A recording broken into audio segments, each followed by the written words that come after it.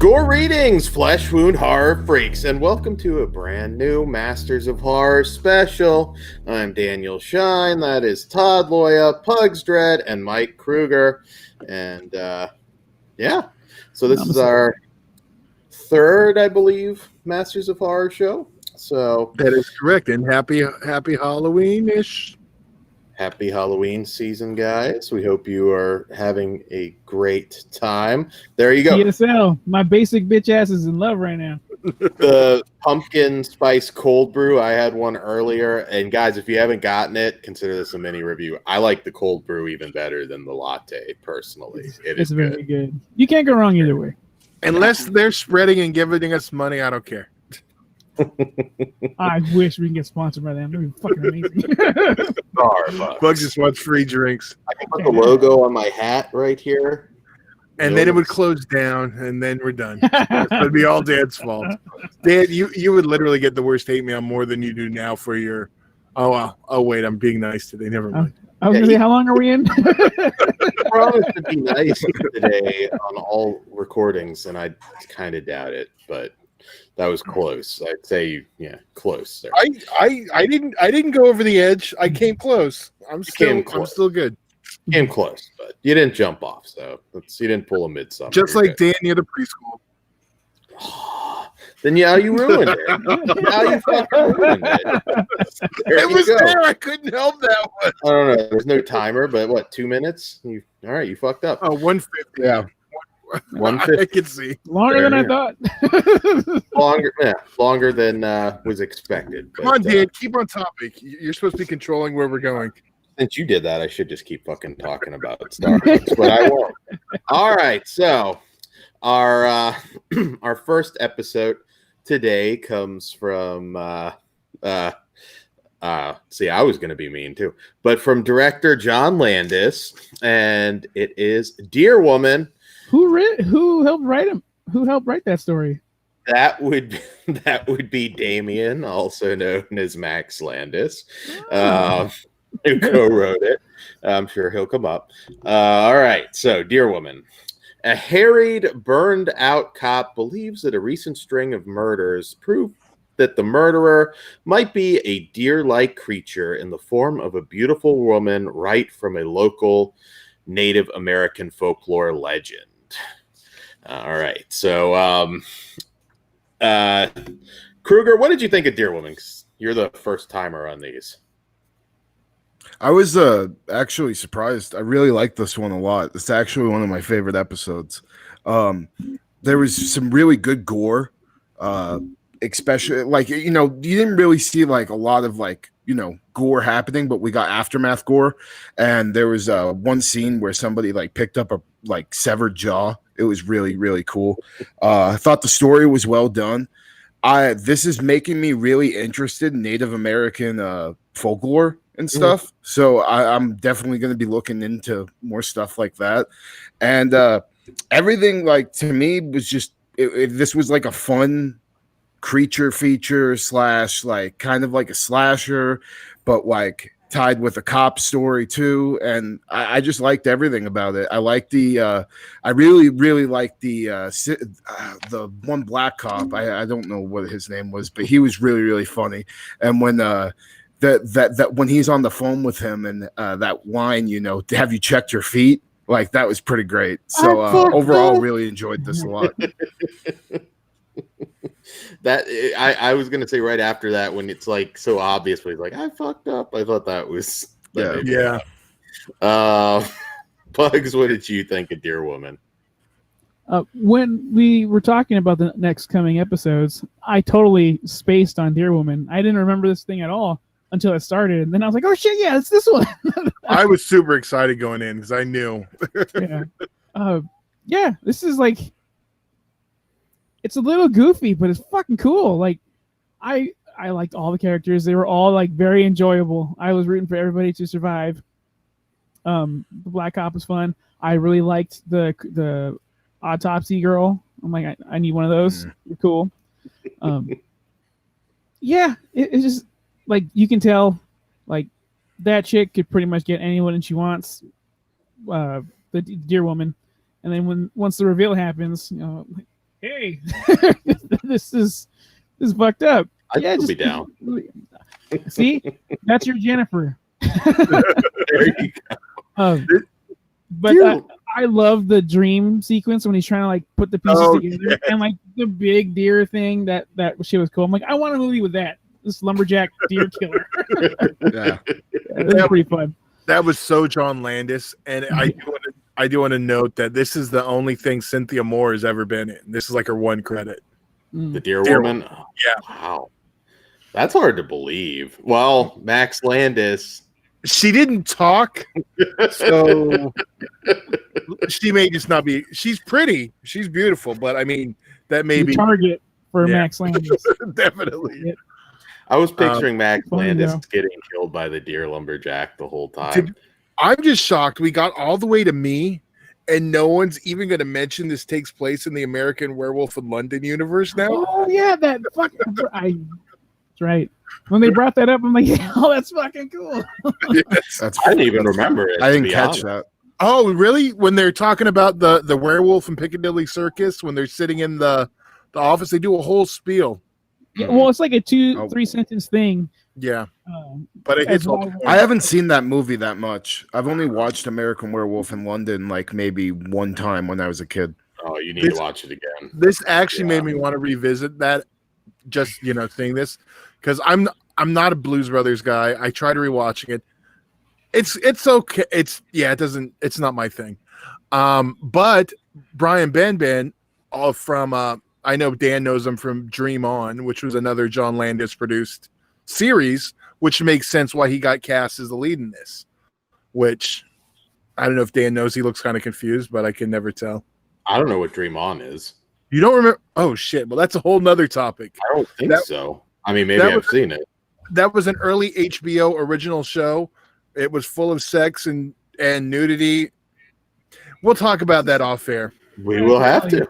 We will have to. It seems like something Dan would like be in love. I have a feeling I have seen it, but it's not clicking in my head. But that's the connection because he's the lead in that and the lead in this.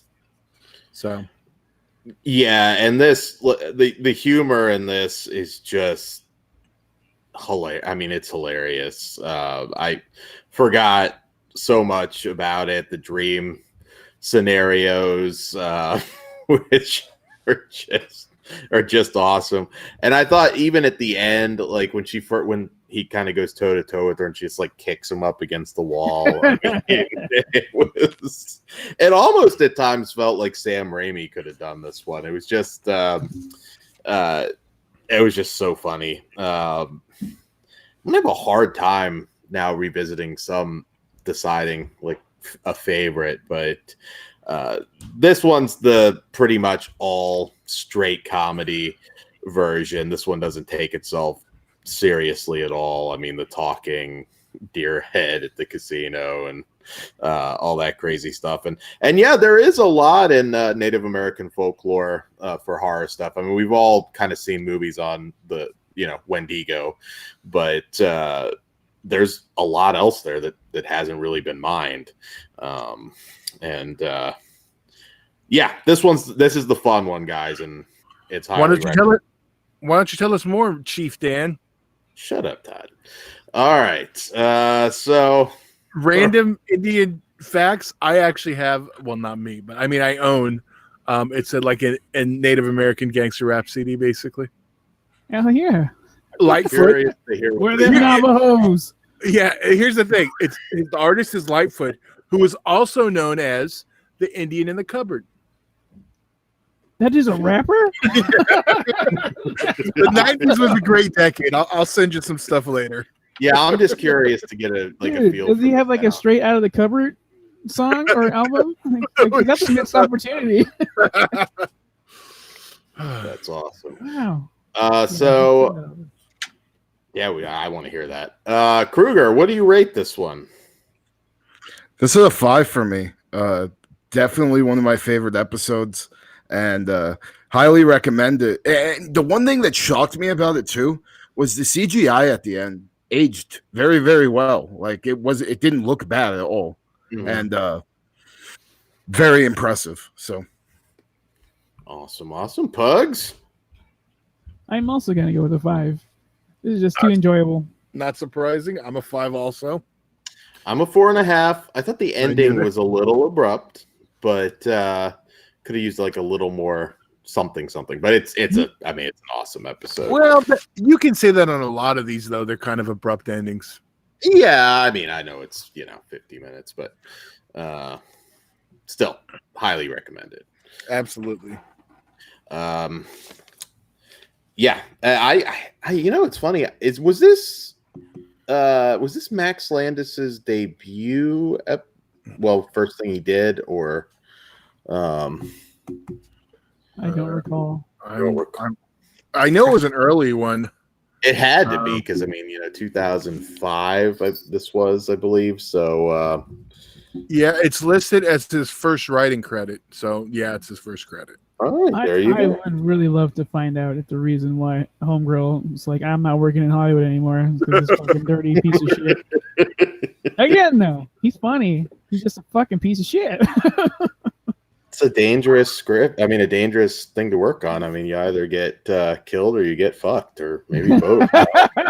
I forgot he did that Wrestling Isn't Wrestling documentary short where like all the guys were actually women, which makes sense. What is it? What? Yeah, I never heard of this. it's called Wrestling Isn't Wrestling. Here's the description: a case study of longtime WWE superstar Triple H to explain why wrestling is an epic example of storytelling at best.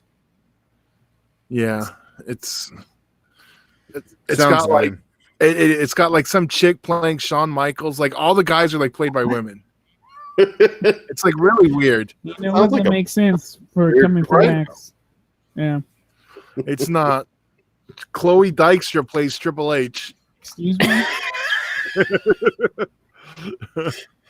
Her big credit is train passenger in Spider-Man 2. She carried him out. She carried him out. Also, she was also credited as young couple at diner in Drag Me to Hell. And Max wrote this. He wrote, produced, directed, starred. Well, we know Assaulted. I was all women. All right, sorry. Kruger, I am sorry. I'm the first one to pull a Dan. I brought up wrestling when I didn't need to. Yeah, you motherfucker. Yeah, Todd. Goddamn. But at least it was a fact that no one knew. It wasn't like Dan. Ooh, Bailey, I want to fuck. Yeah, just whatever. Dan didn't say anything like that, Todd. Bailey's a fantastic wrestler. And On to the next episode, goddammit. on to the next episode. All right. Said. So, from director John Carpenter, our next one is Cigarette Burns. With a torrid past that haunts him, a movie theater owner is hired to search for the only existing print of a film so notorious that its single screening caused the viewers to become homicidally insane. All right, so this was one of my favorites, if not my favorite, when I first watched it. I still love it, but I did come to a realization watching this episode. Norman Reedus is not a very good actor. He's fairly one note. I mean, I'm not. Hey, Daryl, iconic character, right there. 2 notes. He's Daryl and a Boondock Saint. Basically, this pretty close to the same. He's not a redneck in Boondock Saints, but he's progressed since this. Yeah. So. I agree. Yeah, he's also degressed in managerials, but I'll get into that later. I don't know, but that's not to say anything about this episode, which I think is brilliant. But Kruger, first timer, so you go first. What did you think? First impressions of Cigarette Burns? I was pretty. This was definitely my most anticipated episode. Basically, because I'm a huge fan of a lot of movies that got inspired by this. Mortal Remains and Antrim, I think, are pretty heavily inspired by this one. So I really, really enjoyed this one a lot. But the first time I did get into watching it, I was kind of concerned, but it does pick up. And once it does, I absolutely loved it. This one definitely had like the strongest ending for any episode so far, in my opinion. And there's some stuff I'll get into the spoilers that just like it was so epic, and it made it like my favorite episode. So yeah, really enjoyed it. Awesome. Pugs, how about you? What was your opinion then, and how's it changed at all now? John Carpenter is one of my favorite directors of all time.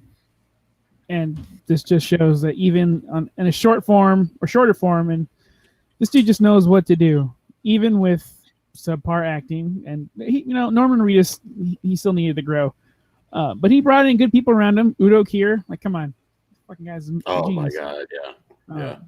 I was really like, I don't want to say like a film snob at the time, but like when this was coming out, I was doing all my research, and like the cigarette burns, what that actually meant, just to change the reel and stuff. So I'm like, hey, I know what that means. That's pretty cool. I'm one of them. But dude, yeah, this story is fucking weird and fucking cool. The imagery of that movie that they're searching for, awesome. I would like to see that film actually made. Like we can see it just uncut, because the props that are in his office, and then you find out what's in the back later. Like, holy crap. Yeah, this is really cool. I loved it then. I love it now. It's one of my favorites of the entire Masters of Horror movies. Awesome. How about you, Todd? No shocker, I'm also a huge Carpenter fan. One of my favorite directors. And this was also my most anticipated when we originally, were watching. It was, of course, the Carpenter one. Mm-hmm. I mean, you guys nailed it. It delivered. You can complain about Norman's acting, but it didn't drag it down enough to like really complain. I mean, let's be real. We're all used to 80s horror films, and the acting is fucking garbage half the times, and we're just used to it. So I always find it's weird to complain about acting in horror, because it's got a history of bad. That said, I think everything together, it works. And this is one I definitely would have liked seeing. Another one I definitely like seeing expanded to a feature. So, yeah, I think actually, I always kind of hoped they'd get there with some of these, and they would, kind of do what we thought was going to happen. Well, they did with Machete, but more of the Grindhouse trailers that would get adapted. This was always one for me. I'm like, man, you could expand his journey finding this film a little bit more. There's a lot of things you could have done. Can you imagine if he ran into Jodorowsky? That conversation would have been cool. But you also risk is it better as the contained 1 hour? You don't really know everything, or don't, versus you couldn't get into over explanations and stuff in a longer form. Yeah, that's true. They could over explain and it loses. I'm happy with where I'm happy where it's at right now. So yeah, fair enough. It could definitely go wrong. True fact. Did you know, as a prank, John Carpenter, when you're seeing the footage from the film, actually put in a portion of Twilight Zone, the movie, to mess with John Landis. I'm horrible. Should have put some behind the scenes. I mean, isn't this the wrong episode, Dan? It doesn't even make sense. Just so he saw it, Todd. He spliced it into cigarette burns. Okay. Never mind. I'm going to hell. So I will say this: if nothing else, they should have done a short on Le Fin Absolute du Monde. I would love to have seen even if they just did like a 10-minute whatever, that would have been cool. But yeah, like I said, Reedus really pretty one note. I mean, he works as Daryl in Walking Dead. There's not a ton of dialogue from him. Free haircut, yeah. Yeah, he can't do much else though. I came to that realization. I'm like, he's been in some cool stuff, but he's not very good. Not very diverse, I'll just put it that way. But yeah, I mean, this one from the beginning, I mean, it's about film fans, and the Dr. Phibes reference, Argento, all of that, and Udo Kier elevates anything. I mean, he can be in a complete fucking turd and still, polish it. And he's been in a few. He's been in a few. He has been in a few. He's a weirdo too. Like, I'm pretty sure he molested Norman. Not like on purpose. It's just in him. Allegedly. Allegedly. By bugs.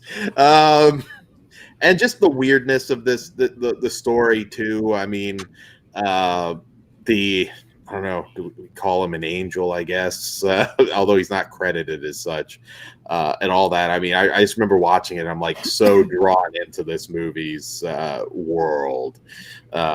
It's weird. It's really arguably probably the weirdest thing that Carpenter's ever done. And the gore when it hits towards the end, I love the projection scene with the intestines, and this one gets mean, and the snuff that was like, that got pretty graphic too. This is fantastic. If you haven't visited these shows, this one's really still at the top of the list in my opinion. Very close to it. And once again, all standalone. They never did crossovers, so you can jump around. But this is on the must list for me. And despite Norman Reedus, 5. What say you, Kruger? I'm a 5 as well. And this is my favorite episode so far. So awesome. What say you, Pugs? This is a 5. I'm a 5 also. So. One big hole. One big hole. I should have, just because Todd was mean, I should have just ruined it and given it a 4.5. But I couldn't. Not on this one. I'll be honest. I went back and forth because I actually had way more fun with Deer Hunter on this out of the two this time. But that can also depend what I was in the mood for. Yeah, I mean, those are two completely different stories, but I get where you're coming from. I don't know. Well, let's see if we have 3 5s. Well, yeah, let's see. So, all right. So our next one, as we start to get to some of the last episodes of season 1, is from director William Malone. Some people may argue whether he deserves the master label, but we'll get to that. And it is, well, since Dan's not even going to throw it out there, from the director of the House on Haunted Hill remake. We'll talk a little bit about him, but Fair-Haired Child. A warlock couple abduct a teenage girl to sacrifice her to a mysterious and evil entity as an offering to resurrect their long-dead son. All right. So, Fair-Haired Child. Well, I'll get in. Kruger, go ahead. Take it first. I said not good things. Yeah, I didn't fucking like this one at all. The opening was really promising, and like I liked some of the corpses and stuff, but overall the story I didn't think was really that good. And the ending I saw coming 1.5 miles away. Like it was really, really predictable. There's a creature in this movie that looks very non-threatening to me. I didn't really like the design on it, but yeah, this definitely is probably the weakest episode in my opinion. Yeah, and actually the creature was Walter Phelan, Dr. Satan, that played the creature. Pugs, what did you... Well, have you guys seen the Marilyn Manson music video from Hollywood, Disposable Teens? Remember? Oh, yeah. Kind of growing. It reminds me of that. Mm-hmm. It's not as cool. Yeah. I love Lori Petty. I think she was the best part of this movie. Mm-hmm. But yeah, I'm with Kruger. It's not really that good. The beginning, I'm like kidnapping a kid. Fuck yeah, where's this going? I know Dan's all about it, but it just never it never got anywhere cool enough where I cared. And whether it be realistic or supernatural, I was just checked out. Like by the time the creature does show up, I no longer care. So It was just okay, like barely okay. What say you, Todd? Yeah, I think we can all agree that he's not a master of horror. This was, and you know what? Say what you want about the other names. I remember this. This was the one that really sticked out. I'm like Mick Garris all day when it comes to this William Malone. Who the fuck? Oh, did how did we not mention They kicked him out of the Treehouse Club. the Mick Garris cameo in Oh, in the casino? yeah. I forgot. Yeah, this one's just not very good. I'm not a huge Lori Petty guy. Calm down, put your boner away, Dan. I've just How dare you, Todd? How So I dare mean you. that didn't help. Like I know Dan's gonna fucking squeeze one out during his review, but yeah, it wasn't for me. Lori Well, Petty's the mom, right? Yeah. I childhood freaking crush, Todd. Tank Girl. How do you Free speak? Never liked Tank Girl. That hurts my feelings. Thank you. Yet I had the poster on my wall till I saw it. Ice fucking tea is a kangaroo. God damn it. Todd. And you wonder why I didn't like it. Lori Petty is a goddess.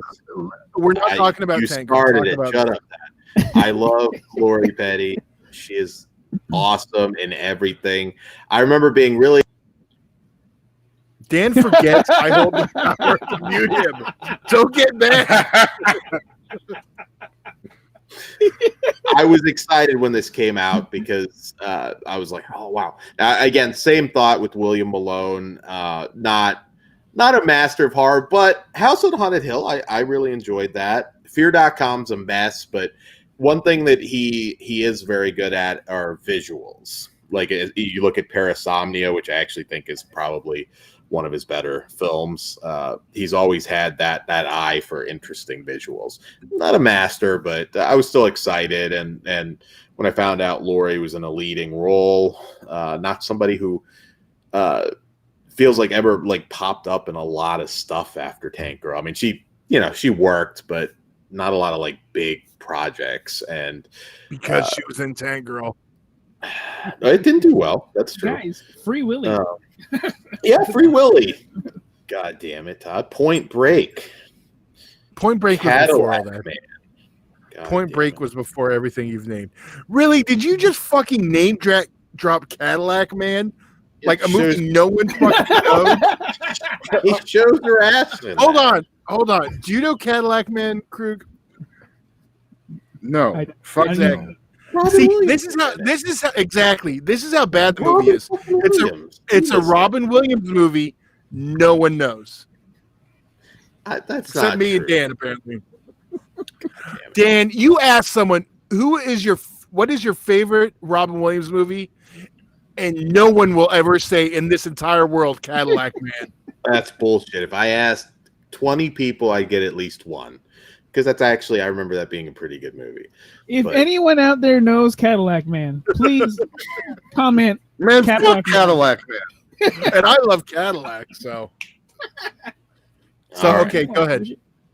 So, same visual touches here. This one, it is weird because it never fully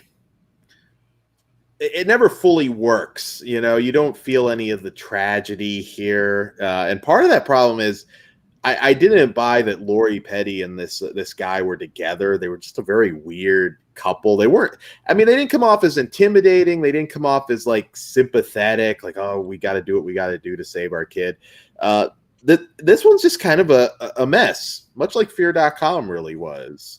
But there's a somewhat compelling story. I mean, being locked in the basement with that thing should be more suspenseful, and it's not. I was disappointed when I saw it the first time, and I'm still disappointed now.